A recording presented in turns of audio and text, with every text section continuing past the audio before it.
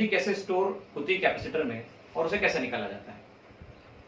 देखिए यहां पर एक बात ऐसी होती है कि पहली बात कैपेसिटर में एनर्जी स्टोर, कैपेसिटर कौन सी डिवाइस है, तो कैपेसिटर एक ऐसी डिवाइस है जिसमें एनर्जी स्टोर होती है इलेक्ट्रिकल फॉर्म में।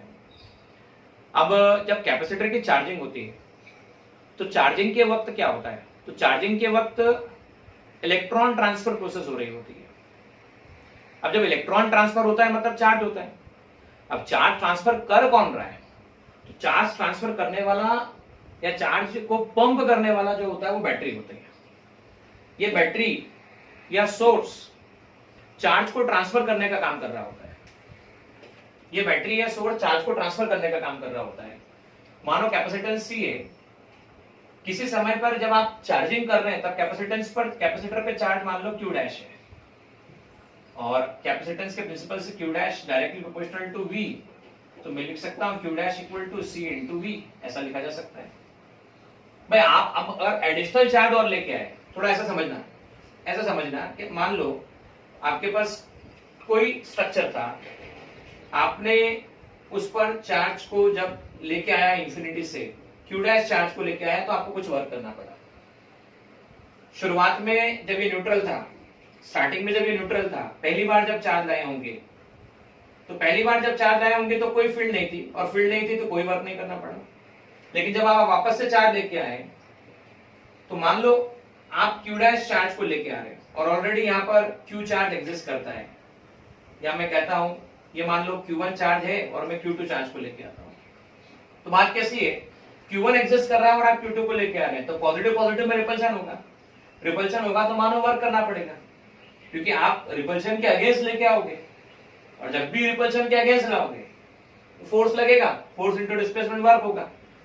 तो मानो किसी समय पर इस पर चार्ज Q डैश था और आप एडिशनल चार्ज dq लेके आ रहे हो, छोटा सा चार्ज लेके आ रहे हो, तो पॉजिटिव्स के कारण लाइंस मान लो इस तरह से। अब सपोज आप लाइंस इस तरह से है और आपने छोटा चार्ज को लेके आए, छोटे चार्ज को लाए, तो पॉजिटिव पॉजिटिव में रिपल्शन होगा और इस रिपल्शन के अगेंस्ट आपको वर्क करना पड़ेगा, और उसी वर्क को हम इलेक्ट्रिक पोटेंशियल डिफाइन कर सकते हैं, work done per unit test charge. तो dw can be written v multiply by dq। हमें निकालना है टोटल वर्क डन कितना करना पड़ेगा, तो यहां से v को लिखा जा सकता है q डैश बाय c। अब हम लिख सकते हैं Q डैश बाय C और चार्ज है dq, और मैं चाहूं तो इसे Q डैश के प्लेस पे Q भी लिखूं, छोटा क्योंकि तो कोई समस्या की वाली बात नहीं है। अब Q भी लिख दिया। अब ये तो छोटा सा चार्ज लेके आए dq तब करना पड़ा, अगर टोटल चार्ज लेके आते, टोटल चार्ज Q लेके आते तो कितना वर्क करना पड़ा। तो टोटल चार्ज लाने के लिए आप जानते हो इंटीग्रेशन करना पड़ेगा। शुरुआत में कोई चार्ज नहीं लाए, कोई वर्क नहीं करना पड़ा, टोटल चार्ज Q लेके आए, वर्क डन W करना पड़ा।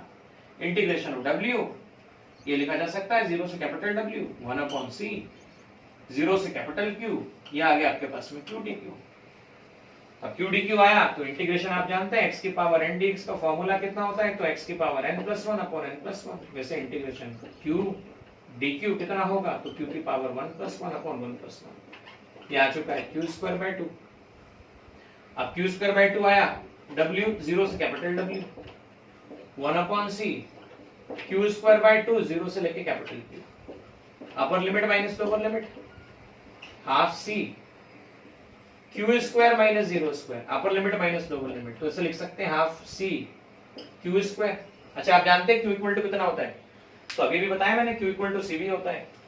तो W या वर्क डन या energy stored half Q²/c, Q को क्या लिखा गया, CV का whole square by C, W equal to U half Q²/c half C² V²/c, C से C cancel, U half Q²/c half CV², ऐसा कहा जा सकता है। तो इसे हम कह सकते हैं यही एनर्जी स्टोर्ड होगी कैपेसिटर में, half Q²/2c and half CV²। अब देखो इसको अलग अलग फॉर्म में लिखा जा सकता है, we can write in different